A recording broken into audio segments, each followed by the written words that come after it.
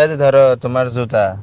তোমার হাতে তো এখন টাকা ছিল না, তুমি কেমনে নিয়ে? বাবারা এমনই হয়, সন্তানদের আবদার মিটাতে বাবারা সর্বোচ্চ চেষ্টা করে। জিনিয়া, কি আব্বু? আম্মু তুমি এখানে উপরে কি করতেছো?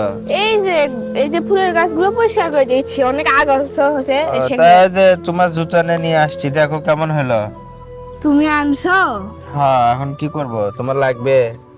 আব্বু, হ্যাঁ। তোমার হাতে না এই সময় টাকা ছিল না, তুমি কেমনে নিয়ে আসলে? আরে বাবা, টাকা বাবারা কি ওই চিন্তা করে সন্তানের কখন কি লাগবে? হ্যাঁ, যেভাবে হোক ম্যানেজ করছি, তোমার আঙ্কেলের কাছ থেকে ধার করে নিয়ে আসলাম। আর তুমি কালকে আমার জুতা আনতে যায় টাকা ধার করছো? আর এই জুতা আনতে গিয়ে বৃষ্টিতে ভিজে দেখো আমার অবস্থা খারাপ, সর্দি লাগছে, জ্বর জ্বর ভাব মনে হচ্ছে। আরে ঠান্ডা লাগছে না খুব? আর দেখো, খুলে দেখো কেমন হলো, পছন্দ হচ্ছে কিনা। তো গাইস, দেখি জুতোটা আনবক্সিং করা যাক, আর তারপরে দেখি জুতার মডেলটা কি রকম। দেখো পছন্দ হলে আমাকে বলো। পছন্দ তো হবেই। দেখেন গাইস, আমার আব্বু এত কষ্ট করে নিজে বৃষ্টিতে ভিজে যায় আমার জন্য জুতা নিয়ে আসছে, আর সেই জুতা সুন্দর হবে না, আমার পছন্দ হবে না। আমি সব সময় আমার আব্বু আম্মুর পছন্দের জিনিস কিনি, তো আমি জানি তাদের পছন্দটা সব সময়ই ভালো হয়। দেখো কেমন হয়েছে। বাহ, ভালোই তো।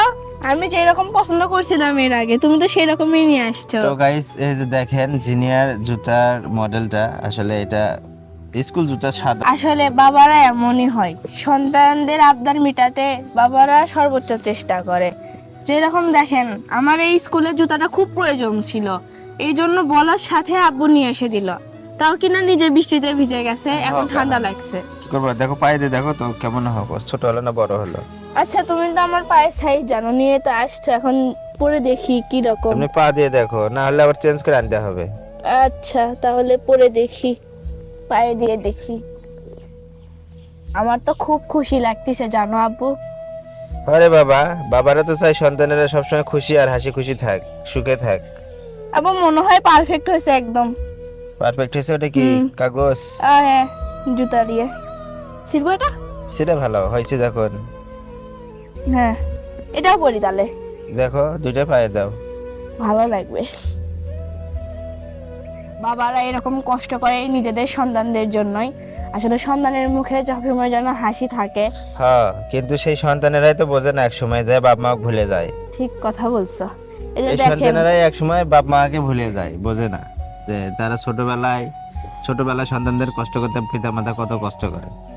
আল্লাহ তাআলা সেসব সন্তানকে হেদায়েত দান করুক।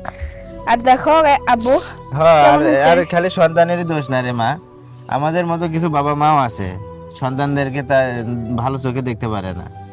যদি একটা পিতার যদি 2-3টা সন্তান থাকে, দেখবা কাকু ভালো দেখে, কাকু মন্দ দেখে, কাউকে তেল চোখে দেখে, কাকু নুন চোখে দেখে, বুঝলি?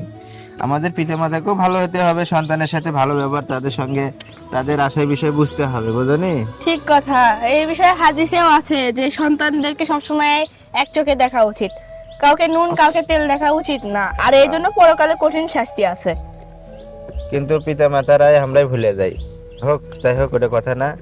এখন তুমি যাই হোক, খুশি হয়েছো বাবা, আমাকেও ভালো লাগতেছে। হ্যাঁ। যেহেতু দোয়া করবেন আমাদের জন্য, জিনের জন্য, যেন ওই স্কুলে ভালো করে মন দিয়ে পড়াশোনা করতে পারে।